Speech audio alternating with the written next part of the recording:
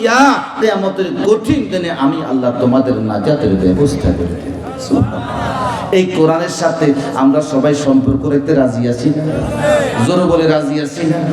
আমি একটা ঘটনা শোনাই। কিয়ামতের কঠিন দিনে সবচাইতে গলার সুর যার বেশি, সে কোরআনুল করিম তেলাওয়াত করবে।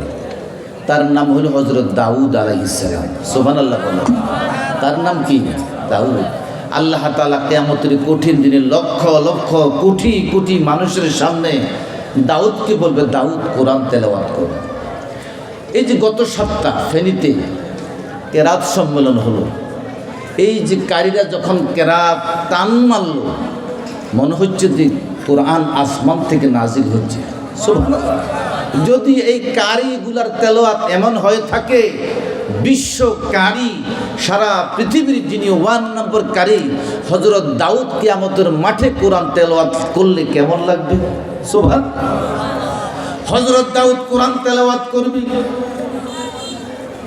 দাউদের কোরআন তেলাওয়াত শুনে মানুষগুলা পাগল হয়ে যাবে, অস্থির হয়ে যাবে, পেরেশান হয়ে যাবে।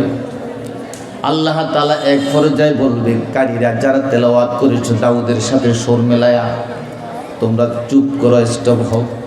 সাথে সাথে সমস্ত কারী স্টপ হয়ে যাবে, চুপ হয়ে যাবে। আল্লাহ তাআলা জিজ্ঞাসা করবে, যারা আমাকে কোরআন তেলাওয়াত করে শোনাইয়েছ, তোমরা তোমাদের পিতা মাতাকে চিনবা?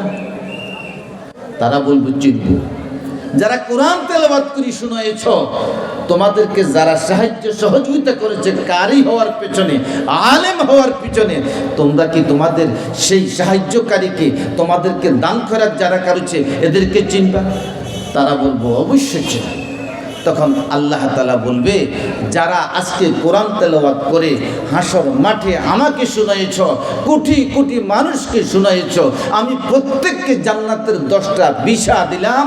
হাসরের মাঠ থেকে তোমাদের আব্বা আম্মা সহ যারা তোমাদেরকে সাহায্য সহযোগিতা করেছে, মাদ্রাসার সাহায্য করেছে, মাদ্রাসার সহযোগিতা করেছে, তোমাদের আলেম হওয়ার পেছনে সহযোগিতা করেছে, এরকম বাসি বাসি 10 জনকে নিয়ে হাসরের মাঠ থেকে ডাইরেক্ট জান্নাতে চলে যাও।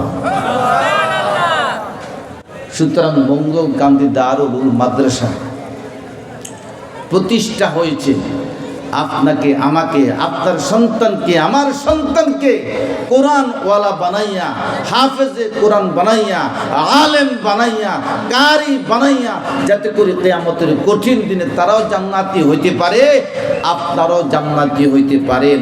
সুতরাং এমন একটা প্রতিষ্ঠানকে সহযোগিতা করা, সাহায্য করা আমাদের সকলের দরকার আছে কি নাই? জোরে বলেন। যদি থাইকা থাকে, যদি এই মাদ্রাসার জন্য একটু চাই, অল্প অল্প কইরা আপনারা কিছু সহযোগিতা করবেন না? ইনশাআল্লাহ। আওয়াজটা মনে ছোট হয়ে গেছে, আগের মতো নাই। বলেন না ইনশাআল্লাহ।